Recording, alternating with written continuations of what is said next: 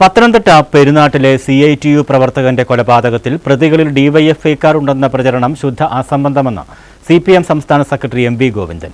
എതിർപക്ഷത്തിന്റെ പ്രചരണങ്ങൾക്ക് ചില മാധ്യമങ്ങളും കൂട്ടുനിൽക്കുന്നു. ഇത്തരം കൊലപാതകങ്ങൾ കൊണ്ട് CPM-നെ ഇല്ലാതാക്കാൻ കഴിയില്ലെന്നും CPM സംസ്ഥാന സെക്രട്ടറി MV ഗോവിന്ദൻ പറഞ്ഞു.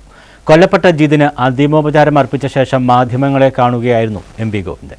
ഡിവൈഎഫ്ഐയുടെയും CITU-വിന്റെയും സജീവ നേതാവുമായ സഖാവ് ജിതിൻ വർഗീയമായി RSS-ന്റെയും സംഘപരിവാർ വിഭാഗത്തിന്റെയും കൊലക്കത്തിക്കിരയായി നമ്മെ പൊട്ടിവിരിഞ്ഞിരിക്കുകയാണ്. പെരുനാട് മേഖലയിലെ തൊഴിലാളികളെയും യുവാക്കളെയും സംഘടിപ്പിച്ചു പാർട്ടിയുടെ ഭാഗമായി പ്രവർത്തിക്കുകയായിരുന്നു സഖാവ് ജിതേഷിനോടുള്ള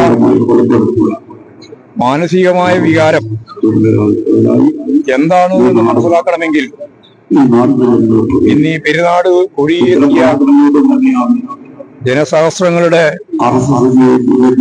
ദുഃഖം തളർന്നിട്ട് നിൽക്കുന്ന ഈ അന്തരീക്ഷത്തെ മനസ്സിലാക്കേണ്ടതാണ്.